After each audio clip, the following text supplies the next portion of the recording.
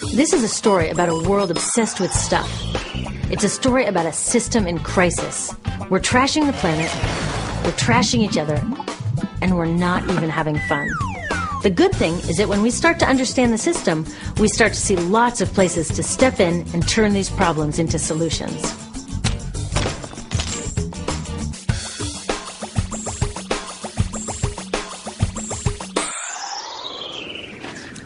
The other day, I couldn't find my computer charger.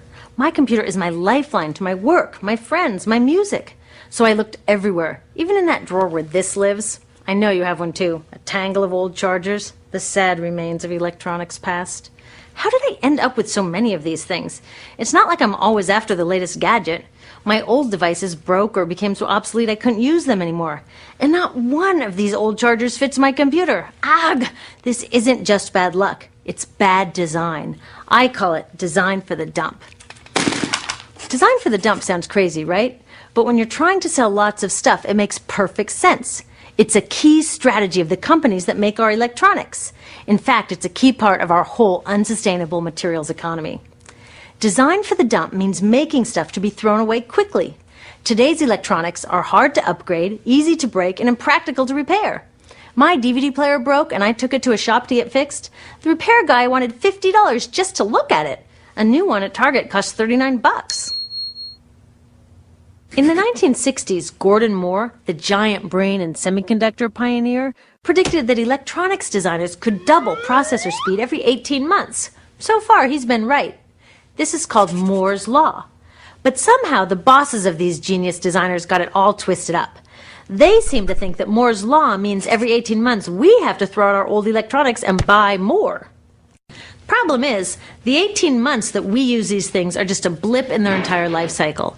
And that's where these dump designers aren't just causing a pain in our wallets, they're causing a global toxic emergency. You see, electronics start where most stuff starts, in mines and factories. Many of our gadgets are made from 1,000 different materials, shipped from around the world to assembly plants. There, workers turn them into products using loads of toxic chemicals like PVC, mercury, solvents, and flame retardants. Today, this usually happens in far-off places that are hard to monitor, but it used to happen near my home in Silicon Valley, which, thanks to the electronics industry, is one of the most poisoned communities in the U.S. IBM's own data revealed that its workers making computer chips had 40% more miscarriages and were significantly more likely to die from blood, brain, and kidney cancer. The same thing is starting to happen all around the world.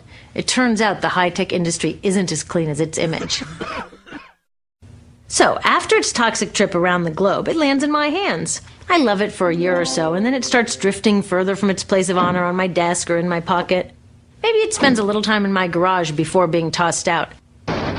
And that brings us to disposal, which we think of as the end of its life. But really, it's just moved on to become part of the mountains of e-waste we make every year. Remember how these devices were packed with toxic chemicals? Well, there's a simple rule of production. Toxics in, toxics out.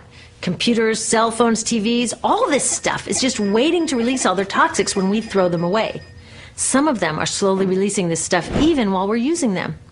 You know those fat old TVs that people are chucking for high-def flat screens?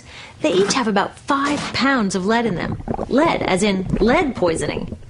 So, almost all of this e-waste either goes from my garage to a landfill or it gets shipped overseas to the garage workshop of some guy in Guiyu, China, whose job it is to recycle it.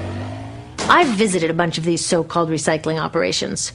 Workers without protective gear sit on the ground smashing open electronics to recover the valuable metals inside and chucking or burning the parts that no one will pay them for. So while I'm on to my next gadget, my last gadget is off poisoning families in Guiyu or India or Nigeria. Each year we make 25 million tons of e-waste, which gets dumped, burned, or recycled. And most recycling is anything but green. So are the geniuses who design these electronics actually evil geniuses? I don't think so, because the problems they're creating are well hidden even from them. You see, the companies they work for keep these human and environmental costs out of sight and off their accounting books. It's all about externalizing the true costs of production. Instead of companies paying to make their facilities safe, the workers pay with their health. Instead of them paying to redesign using fewer toxics, villagers pay by losing their clean drinking water. Externalizing costs allow companies to keep designing for the dump. They get the profits and everyone else pays. When we go along with it, it's like we're looking at this toxic mess and saying to companies, you made it, but we'll deal with it. I've got a better idea. How about you made it, you deal with it? Doesn't that make more sense? Imagine that instead of all this toxic e-waste piling up in our garages or in the streets of Guayu, we sent it to the garages of the CEOs who made it. You can bet that they'd be on the phone to their designers pretty fast demanding they stop designing for the dump. Making companies deal with their e-waste is called extended producer responsibility, or product take-back. If all these old gadgets were their problem, it would be cheaper for them to just design them longer lasting, less toxic, and more recyclable in the first place. They could even make them modular so that when one part broke, they could just send us a new piece instead of taking back the whole broken mess. Already take-back laws are popping up all over Europe and Asia. In the U.S., many cities and states are passing similar laws. These laws need to be protected and strengthened. It's time to get these brainiacs on our side. With take-back laws and citizen action to demand greener products, we can start a race to the top, where designers compete to make long-lasting, toxic-free products.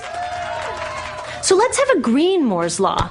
How about the use of toxic chemicals will be cut in half every 18 months? The number of workers poisoned will decline at an even faster rate. We need to give these designers a challenge they can rise to and do what they do best: innovate.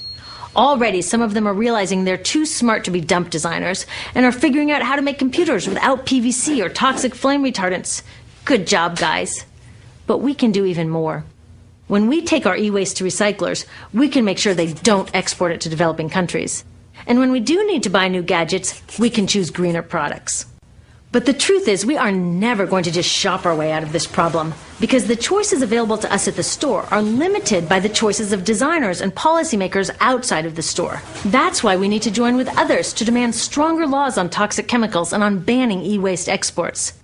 There are billions of people out there who want access to the incredible web of information and entertainment that electronics offer. But it's the access they want, not all the toxic garbage. So let's get our brains working on sending that old design for the dump mentality to the dump where it belongs, and instead building an electronics industry and a global society that's designed to last.